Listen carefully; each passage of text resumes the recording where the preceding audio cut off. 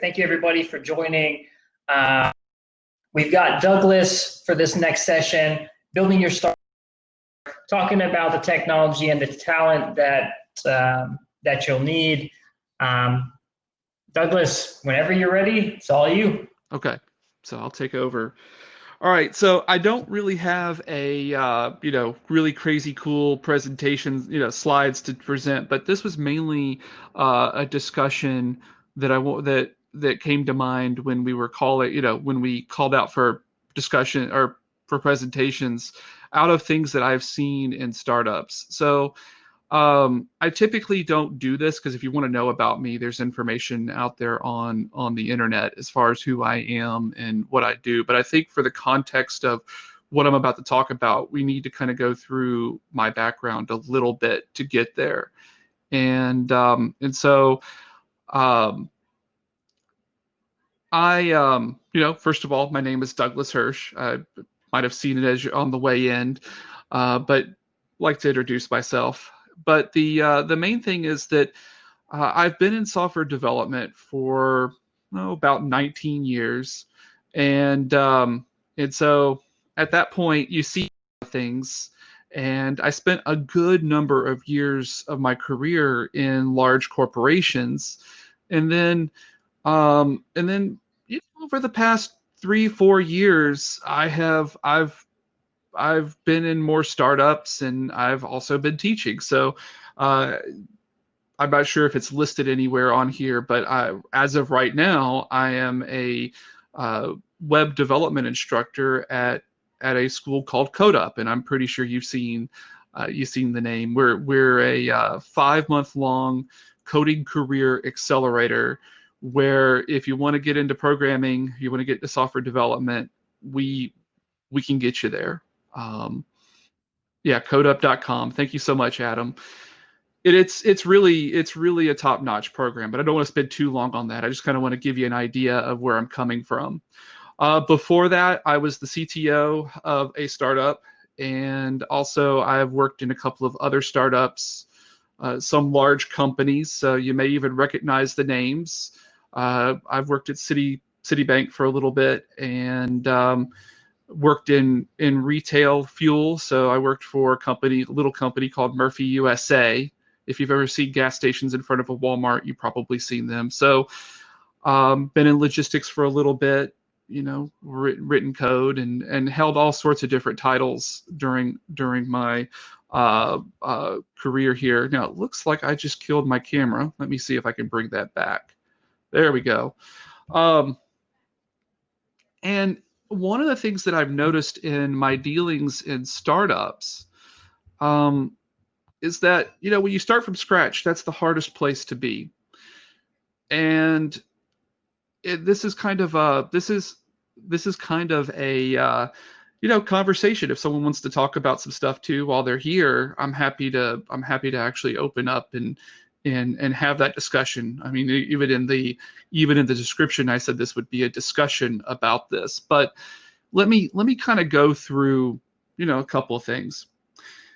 In the corporate world, things are very laid down, right? We don't have the ability to just randomly pull in new technologies, and it's very frustrating for a developer actually to see all this really cool stuff out there, and then you come in and go, hey, let's use this new technology to do this thing, and everyone's like, no, we use Java 8, and you're like, oh, okay.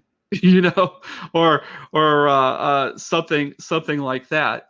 And uh, the thing is that at the point where someone goes, I'm going to make a startup, or to like I'm going to do something on my own. So maybe you're a developer, maybe you're a founder, maybe uh, maybe you're a non-technical founder, but if you are in the tech side of things and you want to get started, you're like, well, I'm going to start up and I'm going to build this startup and I'm going to use the coolest pieces of technology out there and the newest types, the newest patterns, newest architectures, and I'm going to be as clever as I can be. And I will say that you are going to be in a whole lot of hurt if you actually do make it beyond a certain point. if you do all of the newest, greatest, best shiny things that you can out there. Why would I say that? Why would I say that? Well, the main reason I say that is that the main reason I say that is that from a technology side of things, as technology ramps up, you get a lot of people that know something. But then if you go, I'm going to use the newest thing. I'm going to use the newest technology because I was stifled in all these jobs I held, and I really want to use the newest of everything. And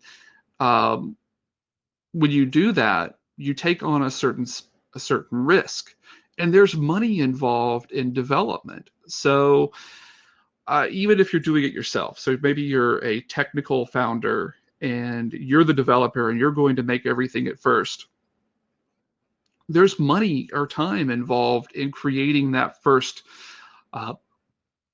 iteration. And so when you do that, you take on the risk of not being able to find people, one, that know it, or two, that you'll be able to afford. And that's going to stifle you a little bit as you go along. I can actually give you a couple of case studies because of the fact that I've experienced this stuff firsthand. So I am trying to pay attention to comments a bit. I do notice that there's quite a bit going on. If I see something that jumps up directly to me, I will try to answer it. But also, I'm willing, like I said, if someone wants to talk, they can offer to share their video, and I'll bring you in. I do have moderator ability, so I can actually bring people in for conversation. I think this will be a much more interesting talk if there is a little bit of conversation. But let's go ahead and let's talk about some case studies. So first of all, let's talk about, like, in the corporate world. When I was a lot younger and I had those aspirations of trying the newest, coolest thing that no one else understood, and maybe some of the lessons that I learned when attempting to do that. At one point, I had been tagged. This is when I worked at Murphy USA. They wanted me to come in and help create an innovative payment system that, before everyone had their own app, on a smartphone, smartphones weren't in everyone's hands. A lot of people were still using feature phones. And so there was this payment method that Murphy USA wanted, which was to start a transaction off from a text message,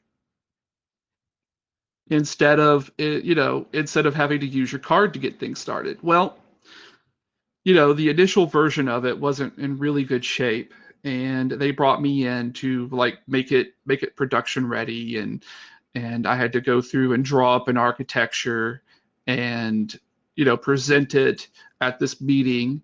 And so what I did was I drew up this architecture where essentially I was going to use a service bus for, and maybe some of you know what that means, some of you don't, that's okay, but it was really out of the realm of most of the people that I worked with. They really would not have known what to do. I was the only one that knew how that architecture would have worked.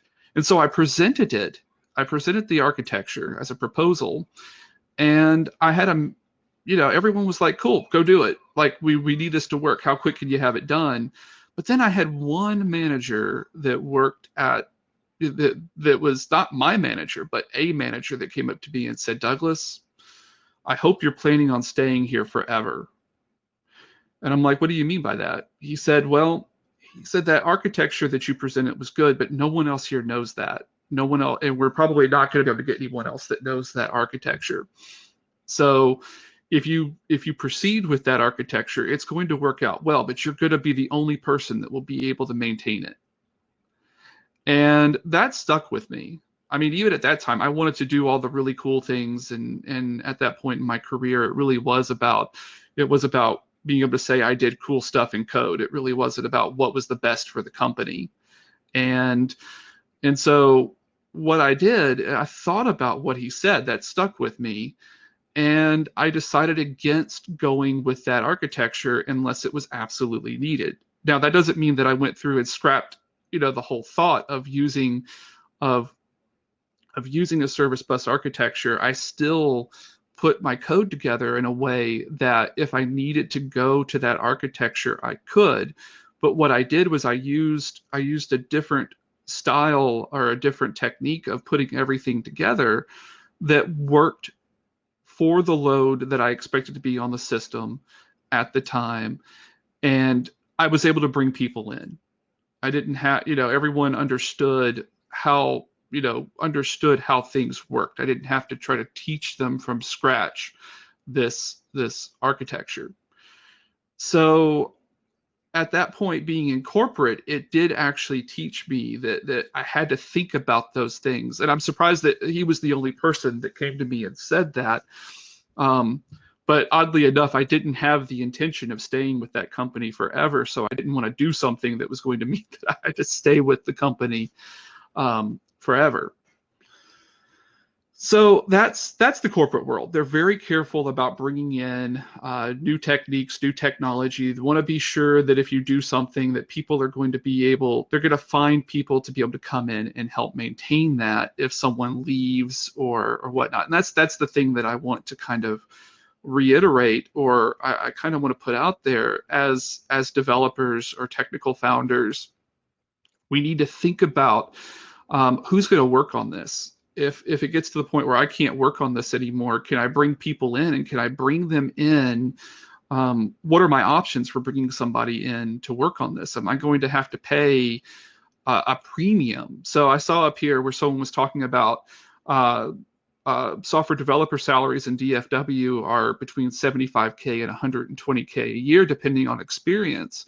But if you do something really obscure, you're going to pay a premium on top of that range to get somebody in. So the more that you do that is in, that more people know, and there's more people out there, then you're going to be able to get them for less money. And that's really something we have to think about as we start to develop something. We don't want to get stuck where it takes it takes a developer who can go make 150K somewhere else easily to get them in to work on your code.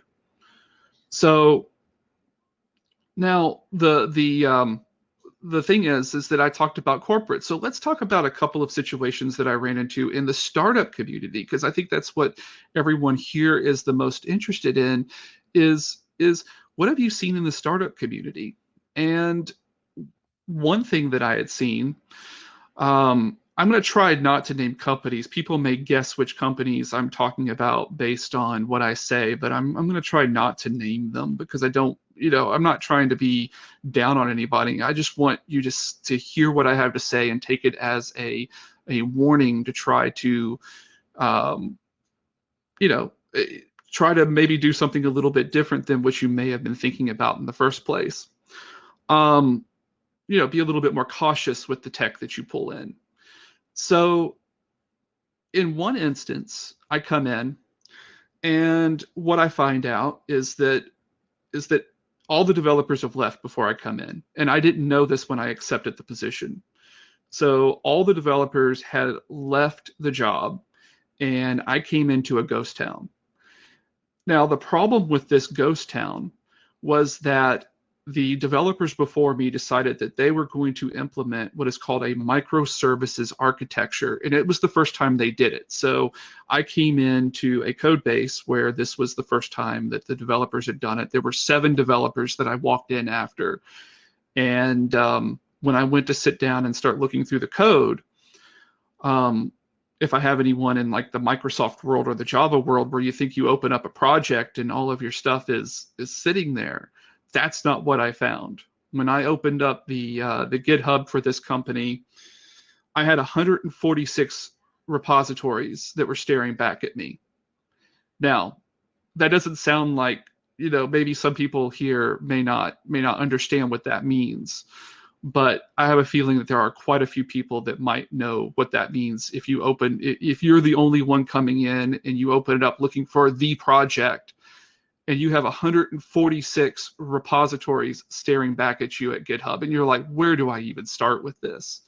So let's just say that the company that hired me paid me for probably, I would say, quite a few months to just sit there and do forensics, because I had to get in there and figure out where everything started, what services were running. We were in Azure, so I was able to start looking at, the Azure services here, I guess these are the main services. Fortunately, they had not shut down the service they were using for doing their stand-ups and stuff. So I actually started going through and doing forensics on what were they talking about at what dates and what code was being pushed when, and it was like, I want you to think about this. Imagine that you're in a detective movie and someone's chasing the serial killer, and there's the board with all the photos, and they're drawing, they've got all the threads that are trying to put everything together. This was my life, because someone decided that they were going to go all microservices architecture, and on top of that, nothing was in another project. Every little library that was created was put together as a separate library, and it was its own package. Now, again, I'm thinking I'm speaking over some heads here, but the thing is that everything was a separate package. So that is, there was just no way to put everything together. It was a full forensics operation, and I yeah, it was. I had several people that were like in my inner circle, and I said, "This is one of the biggest challenges of my entire career, is to piece together what these people did," because there was not a really good set of. There was years they had been working together for years, and I walked in to a code base where that was the second version of it, and they decided that it was going to be this architecture and that they were going to do everything the right way. And if I do have any programmers here, I'm going to throw something out there. They basically decoupled and microservices architectured this thing to the third normal form. If I have anyone out there that is, it was just, it was to the point of being obfuscated through the fact that it was so decoupled. And to think that at one point I would have fought for a code base like that. I would have been like, yeah, we should absolutely do that, because it's going to be the best in maintainability. But when I came in and looked at this at the position that I was in, I was like, oh my goodness. I think there was an oh Lord, oh my Lord, yeah. So I saw that up there in the chat here. And so this is one of my biggest cases against like letting, and I am that developer, right? Letting developers go crazy without having any kind of oversight into what they're doing can have you wind up with a code base. And this code base, millions of dollars had been spent on this code base, and you couldn't hand this code base to anybody, like without having the tribal knowledge transferred from one person to the next, unless they really were serious like I was, and jumped in there and did the full forensics workup on it and tried to piece together how everything worked and all that stuff. So let that be a warning. Like, it might be good to have like a good friend that you have if you're trying to start up something, and just to be able to kind of run it by them. Hey, my developers are talking about doing this. Is that really is that the best, right? I have a feeling that there's going to be some people in here that hate me for what I'm saying, but it is something that I've run into. Another good use case, or not use case, but another case study that I've got that I ran into. is a company out in San Francisco that a friend of mine happened to be involved in, and they had me look at some stuff. Like, I went out and talked to them. I really was more curious about what they were doing in the world. And the thing was that I started talking to them because they thought I was coming in for an interview. Like, some people thought I was coming in for an interview, and so they went down that road with me. And I'm like, no, I'm really not here for an interview, but I'd be more than happy to take a look at what you've got going on, technical wise. But I really was curious about the tech they were working on, not from a I want a job perspective. And so, we got in there and started talking through things, and they were having trouble. And the reason that they were having some of the troubles that they were having is that they decided to go. And I say the word go is important in this story. They decided to go with Golang, which is a language that not everyone knows right. It's not like one of the big ones out there. It's a big one. In fact, in the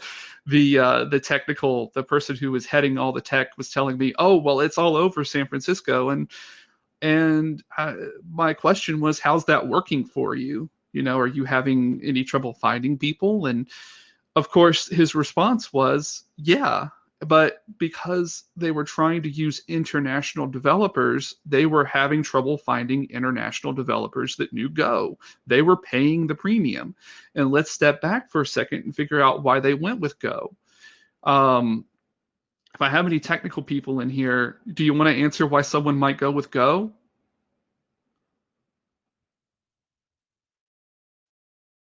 Performance. Right, and that's my thought too. Performance would be a really good reason to go with Go, but really what it turned out to be, performance wasn't a problem. They didn't have the load that they needed, to be worrying about that. But what had happened is that their one local developer, decided that he was going to go to work in Go, and so he decided to transition everything over to Go. And once he got it down really good, he goed. He got out of there, and so he went to another job where they paid him more money because he knew Go.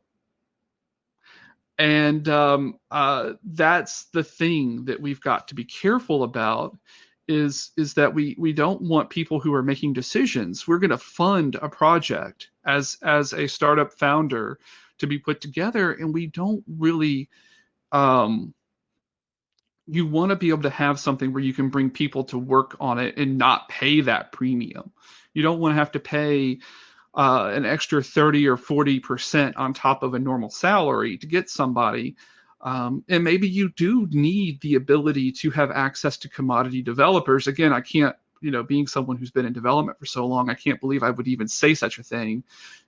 Having access to developers overseas, because I can't afford local developers right now to help put this together. I need to get more, you won't have that ability if you go with crazy stuff. If you go with stuff that's so new that no one really knows it except a few, and you're going to pay a very high premium for that. So now, I've actually not just run into things where it's been bad. I've actually run into the situation where things have been good. I recently had the chance of talking to another startup very recently, and at this startup, at first I thought, I started to look at some code, and I thought, oh no, and then as I was looking at this, I realized that this founder that I'm talking about had only utilized help from overseas, so developers in India, but they did something that I didn't expect, which is that the front end was entirely separated from the back end. It was weird how they did it, but it meant that the front end was completely decoupled. And I said, that's how did this happen? Like, typically, if you don't specify this stuff, it doesn't happen that way. And the founder told me that he had a friend of his that he was talking about, funding this project and getting it worked on. And he said, absolutely, you need to have your front end decoupled from your back end.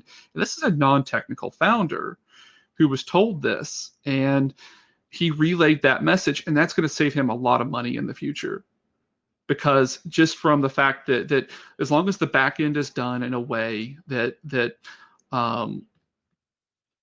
makes that's in something where people can work on it, which this was absolutely done in one of the big two, right? Java or .NET. It was done in one of those, and it was done in a way that I could just walk in there and stare at it and go, yeah, I know what you're doing.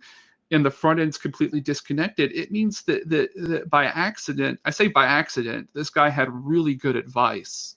This founder had extremely good advice from someone to make sure that their front end from the back end was decoupled, not together. It was just totally separated. Nothing was intermingled at all between the two, so it could be reskinned. And that was the way that it was explained to this founder by the other person, was that, yeah, so you can just reskin it if you need to. This is the way you need to do it. And so good decisions can be made too. But that also that's the illustration here, that took knowing someone that was a little bit outside. If you happen to know, I'm a non-technical founder and I need some advice, I wouldn't just let, I would get some outside advice from someone who is not, you trust, and who is not tied into the money side of the project, right? That was what saved this person. And I don't even have a dollar amount that I can give you to the amount of money that was saved because they decoupled the two. Because we're, at some point they may want to come in and change out completely how it works. And they'll be able to do that. And it's not doing crazy stuff. There's not 146 repos in this person's GitHub. So, there is a way that someone could just walk in and take a look at it and be able to push forward with that code base. So not everyone gets this wrong, but sometimes it does happen and it does go wrong. Now, I had intended on talking for about 30 minutes or so, and then having a discussion afterwards. If anyone wants to talk or anything, I didn't see. I think that I had a few questions come through here. Let's see. Okay, yeah. So I actually did intend on trying to talk through this and then taking some questions toward the end. And so I'm actually at that place right now. I've talked about things that can go really wrong when developers go wild, and I've talked about things that can happen just by chance if you happen to have really people that you trust that can give you good advice. And the point of this conversation was really more about it's really to a lot of people. It wasn't just to another, from one developer to another. If you want to do crazy stuff, don't, especially if you're handling a startup. They're trusting you. They're trusting you with a lot. And if you are the only developer, you're the only technical person, have it in your mind, if I need help with this, how hard is it going to be for me to get help with it? And if you don't know, go find out. Ask that question. That's a good question to have in your mind whenever you're trying to use something. How many people know this? What am I doing? If you are a technical founder, then you might have these thoughts in mind, but if you don't get them, they're very important. I didn't even realize how important it was until maybe the past 4 years of my career. And we've talked about the fact that I've been doing this for a while. So this is just it's actually a message to myself. If there's anyone in here from 10, that's at the point where I was 10 years ago, I hope you walk away with this and have some new thoughts in your head about when I pick out tech and I pick out architectures and all this stuff. What am I, am I setting up my company that is paying me well for failure later on, or am I setting them up where they won't be able to find people later? That's the kind of thing. That was the point. Then also, to the non-technical founder, you need a friend. You need either that, or you need a technical co-founder or someone really high up that you trust, and not someone. The company that I'm talking about, their CTO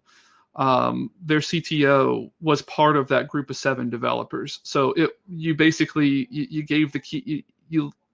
I don't want to say you let the inmates run the asylum, but maybe that's what you did when you appointed a very young person to be the CTO of your company. So that's another bit of a warning too. That's the 146 GitHub repos company. Their CTO was like in their early 20s, and they're like, we're going to do everything the right way, and it turned out to be really hard to discover how everything was done. So that's pretty much the message. Just be careful about the tech. If you're a non-technical co-founder or non-technical founder, have friends, and yeah. Let me open up to questions if you feel comfortable. I think you can offer to share your video or audio and talk to me, and we can just have a discussion until the end. Or let me go through questions and see what I've got in the I've got in our chat here. And if I missed anything, you can go ahead and put it down at the bottom too, and I'll be happy to come back. Now, let's see. Maybe I'll start from the bottom.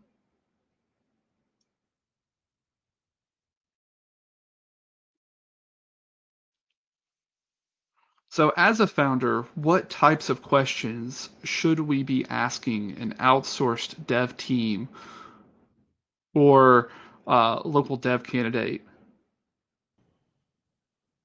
Oh, Adam, what's up? You just jumped in Oh, I here. was just gonna help you go through the questions if you needed. Yeah, please. I would love it because it's good to have that interactivity. It's hard to like go through all these questions and stuff like that. But I think that Marlon's question is a good question.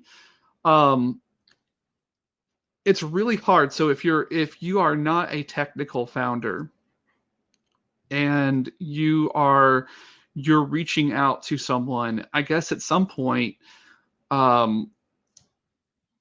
that's such a hard question to answer because I've never been in that boat. Like someone could try to run something by me and I would be like, yeah, no, not right now. Don't do that right now. And I wouldn't know how to go do the research. Like someone might have something better, but the types of questions I would ask, I would get them to give you what they plan on doing, right? Give you some sort of design. What is the architecture they plan on using? Do they plan on if this is a SaaS product, the front end, what do they plan on using for the front end? What do they plan on using for the back end? And I would get all of those pieces put together, and then you have to go find that friend of yours that you trust. Because if you don't have the technical know-how, you're going to need someone, not just the one company, but you need to kind of have someone that you really, really trust. I would feel blind if I didn't know what was going on.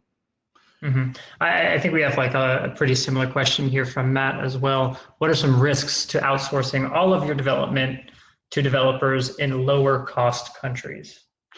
Well, I can give you a good example from one startup that I've spoken to about this, and that is it's really hard when, first of all, they're not, if you outsource everything, they're not part of the company. It's all contract, and so the one of the risks that you run into is that they're not going to have the ownership that you have, or that someone that you might bring in early in a startup would have that has some equity in the company.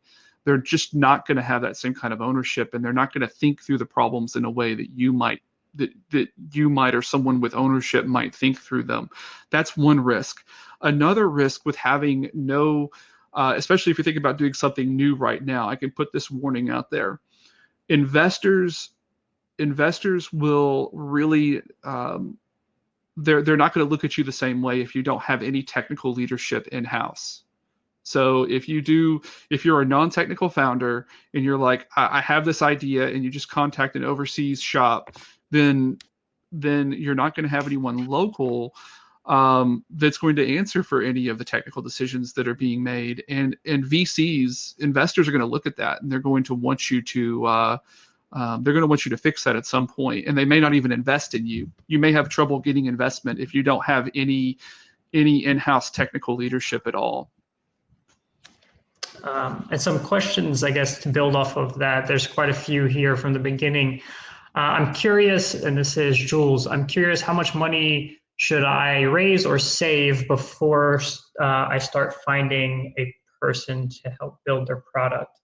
As well as a question about best ways of finding a co-founder. If they bring in a potential developer at the beginning, should I hire them assuming they will be the CTO? It's kind of lumping all of those together. That last one is a really good question. If you hire a developer and you're non-technical, right? You're non-technical, you're going to hire a developer. If you can't look at that developer as an equal, I don't know if you should hire them or not. Because you're a very vulnerable situation at the beginning of your company. That I think we talked about it before, where you have you don't have the ability to be able to sniff test what they're showing you. They could show you stuff that works, but you may never be able to find anyone to work on their code ever if they leave. So if anything, they need to have some ownership when walking in the door, at least. And this is, look, it's just me, right? I'm just another person like everyone else here. It's just the experience of what I've seen in the past is what I am, is what I'm putting out there. I don't have all the answers. I just have like opinions based on experience that I've had over the years in all of this. And so, I would say that if you can't look at them like an equal, then you shouldn't bring them in yet. You need someone that is going to be that trusted lieutenant, that right-hand man. And yeah, if you can't look at them as the CTO, then you might need to look for someone more experienced to come in, because you are going to open yourself up. Now, because I've been in software development for so long, if I were to start a startup and I had developers coming in saying, we're going to do this and that, and I'll look at them and go, no, you're not. You're going to do it this way. And you know what, maybe I'm wrong, but at least I'll know how they did it. And if I ever have to go back in and do anything with it, I'll be able to. So I think I'm missing there was one question about the amount of money that needs to be raised. Mm-hmm. That's not a question for me. That would be more of a CEO kind of question. I don't have that kind of knowledge. I don't know how much money I would go and raise before trying to get started. But you're gonna know that you're gonna at least need an MVP at some point to show someone to be able to raise money. So there is a point in time where you may have to actually invest and get an MVP up and running before you can approach investors. And then Douglas, on top of that MVP, what are some tools that you would maybe suggest for non-technical founders to kind of mock up an MVP? Or what do you recommend they have before even trying to find a technical co-founder? That's a good question. I know right now that there's a major push, like for no code prototypes and stuff like that. I'm not the biggest in that realm. I mean, I'll get my hands dirty and knock an MVP together myself pretty quickly, but I do happen to know people that are in that realm. I believe I could drop names. In fact, you might even appreciate it. a friend of mine, Carrie Craver. I don't know if she's out there or not. I can't tell who's here because it doesn't tell me who the 50 people are that are watching me. But she has done a lot in the no code realm, and even runs a user group around that. So I would look for, those are the kind of tools I would look for if I want to mock something up, is going to be something like a no code product that would let me put together maybe the idea enough to even be able to show it to a developer and say, does this make sense?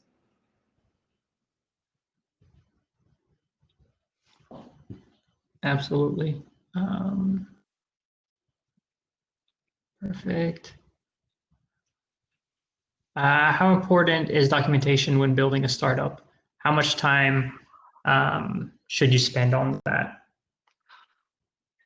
It's the stage, right? I mean, you get to a point where you're jumping into a startup at first and you're trying to fly by the seat of your pants to have that MVP up and running.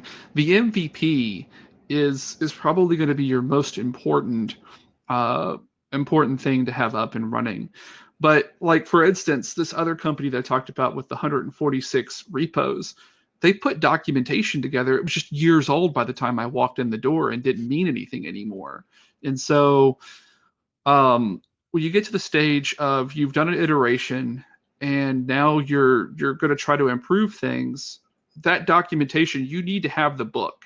The way that I look at it is if you're a good person and you want to leave something better than the way you found it, you need to put the book together that you would hand the developer if you were going to hand this off to them, and totally leave and not be available anymore.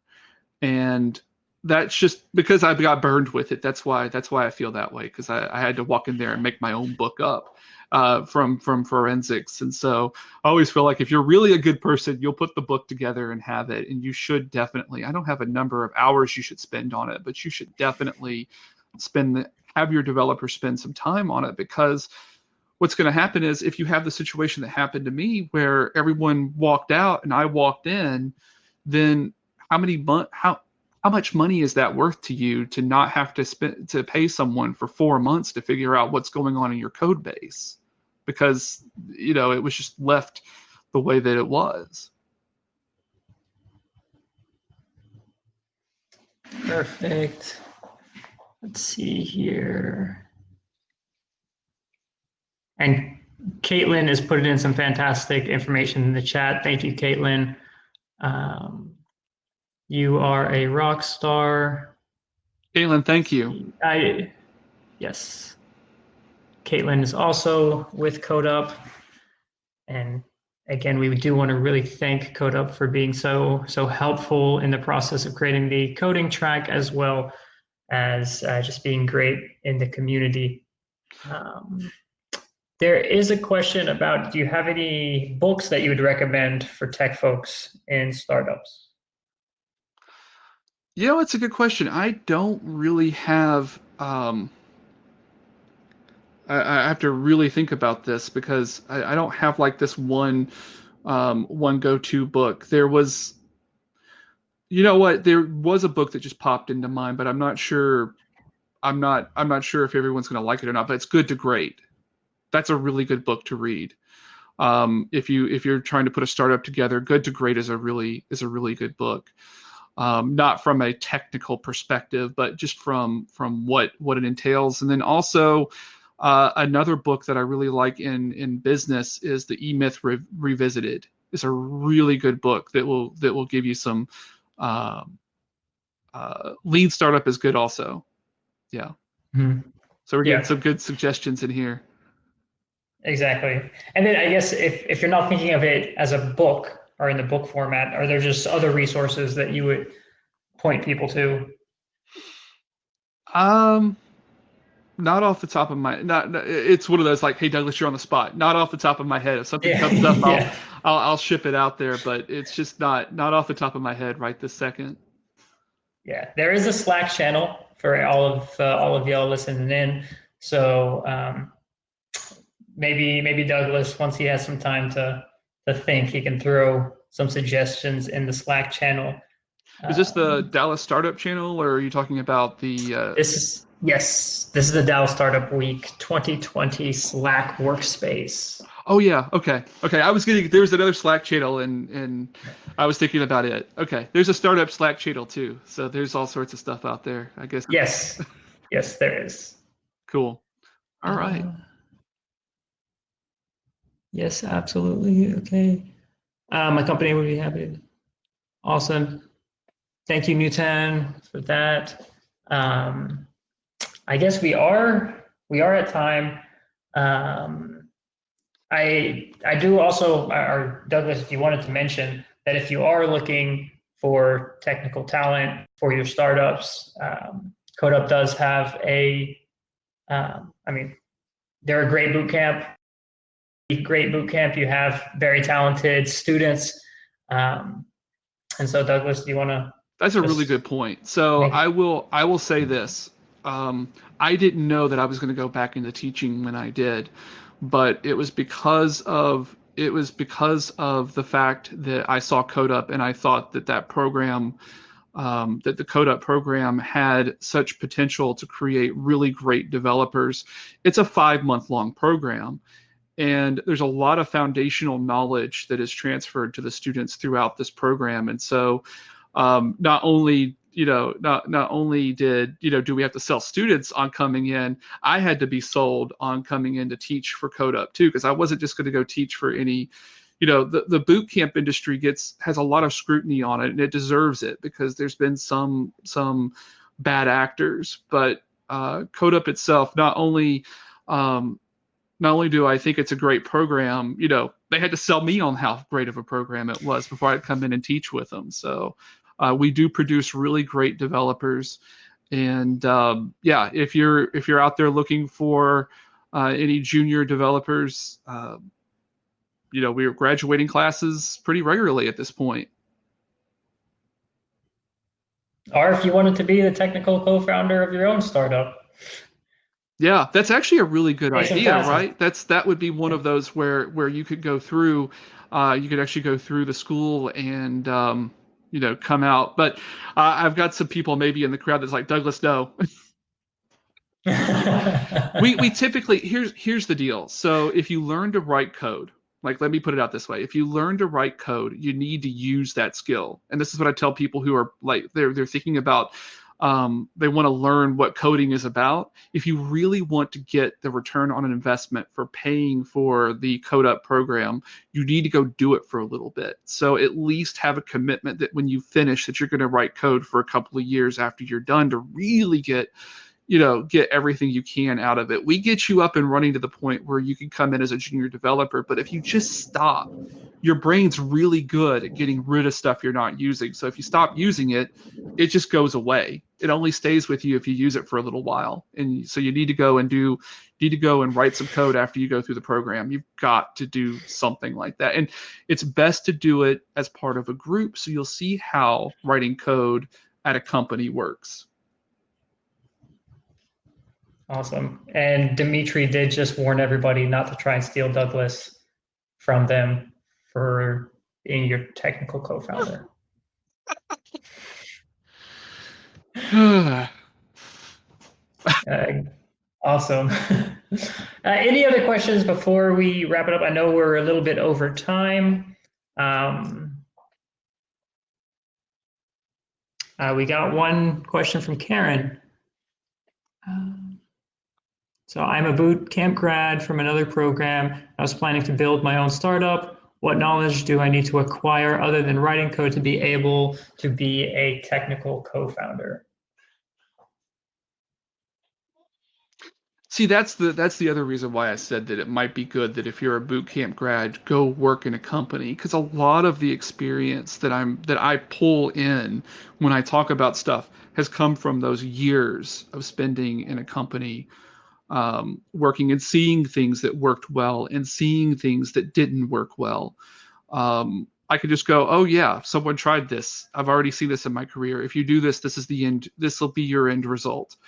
And that comes from the experience of going out and doing it. And that would be, is there a specific set of skills that you have to have? to be a technical founder, I think you need some experience. I think you really need either one, if you have the coding experience, but you're good at business, you've already had experience with starting a business and having some developer, knowing that how development works from a like running the business perspective, then you're in good shape. But if it's just like I learned development and I want to do a startup, I would really recommend going into a company, working a little bit as a developer at a company to understand the technical side of things, see what the problems are that people have when running day to day, because you're going to have them. And if you don't have those day-to-day problems that you have to solve, you're not going to know how to solve them when it comes time to do your own startup. Yeah, exactly. You can also always build your own personal projects. They don't have to be big ones. They can be small personal projects. Attend hackathons, virtual hackathons, in-person hackathons if they ever do, or whenever people start coming back into in-person events. That's another good way of just sharpening your toolkit. And then also Karen, the Lean Startup book would be a really great one for you to read. Yeah, I love that advice on the small projects. I mean, that's another thing that you can do too. It's just it doesn't give you that day to day, right? When you're sitting in meetings with the project manager and they're yelling about this and that, you don't have that real world experience. But building projects on your own will force you to solve problems and learn how to write code and put applications together and deploying. Getting it to the point where it's deployable and all that stuff, that will help with that. But there are certain things you won't have still until you work with people in a company. You won't have that experience yet. Now, you know what? I just thought about something, Adam. Involvement in open source, that might give you that feel of being in a company without actually having to go and work at a big corporation. Because having to deal with other people is the thing I'm talking about. A lot of people say as developers, we're introverted and we don't like people and all that stuff, but that you can't do development that way. Development's all about communication. In fact, even your code is communicating. So if you computers don't care how you write your code, but other humans sure do. That's the thing is that we do have to communicate with people, and that's actually the hard part. It's so funny they call them soft skills, but I think it's the hardest skills of all, which is actually being able to talk to people and communicate effectively to get your message across. Absolutely.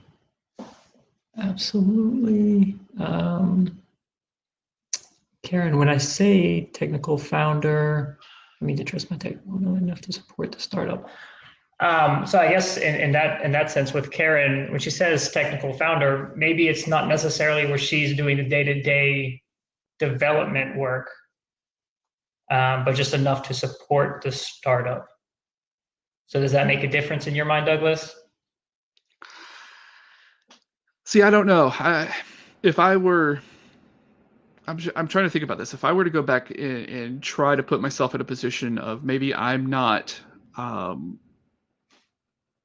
wouldn't know what people were telling me if it was true or not.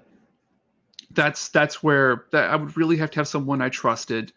As far as like if I'm not doing the development, I would have to have someone I really trusted to do the development.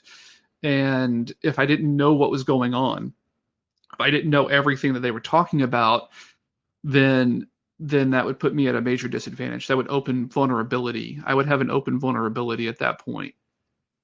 Mm-hmm.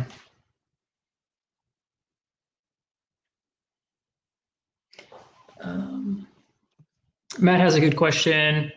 How does a person tell when they have a lack of experience versus having imposter syndrome? This is great because our CEO is actually doing a talk about this. I think it's actually tomorrow that you can go listen to him talk about imposter syndrome. So Jason Strawn, who's our CEO, is doing his imposter syndrome discussion. And I'm going to tell you something. I'm self-taught. So I started writing code when I was 12. And I didn't go to college to get a degree in writing code. And so that imposter syndrome thing is very real for me. The difference, how do you tell, is you have to use track record to tell. At least that's what I have to use to get through it, is I have to go look at the things I've done and look at the successes that I've had. And if I can always go back and look at stuff that I've done, then when I'm feeling like I shouldn't be up here talking about stuff, then I can go, okay, yeah, actually, maybe there is some stuff people want to hear about. So how do you know that? I mean, that's the only technique I can think of. That's what I use myself personally. What is it? What is it? Uh, yeah, that's pretty much where I was going to go with that.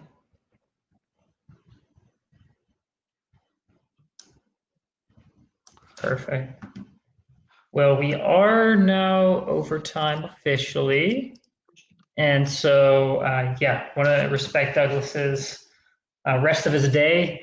And thank you, Douglas, so much for being a part of this. Thank you for making the time. Thank you. Fantastic chat. Very engaging, and also didn't feel like, we were being lectured to or anything like that. It really did feel like a discussion. So well done for that.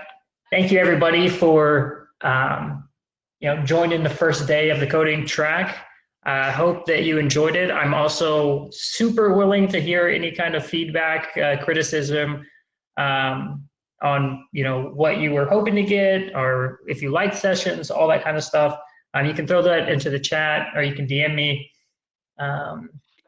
Also, CodeUp they do have a booth that is open right now. If you want to chat with them, go and chat with them. They have fantastic people.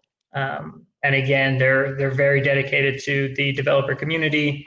They can be a great resource, and we really appreciate them helping us out with this track. Any final words there, Douglas? Yeah, so I was going to say that if anyone wants to connect offline outside of this conversation, I am Douglas_Hirsch on Twitter, and also I am on LinkedIn. So basically, the images are the same in both places. You can make sure you're getting the right Douglas Hirsch, and that's HIRSH, no C in that name. There's a lot of Hirsches with a C in their name. It's not me. Definitely not me. But okay, so yeah, that's pretty much it. If anyone wants to connect on Twitter or on LinkedIn, I'm more than happy to connect and talk and get to know people. Awesome. Well, thanks, y'all. We'll see you at the CodeUp booth, as well as tomorrow. We start with how to use protection and app security talk for startups. And that's at 9:30 Central Time. Awesome. Thank y'all. Thanks.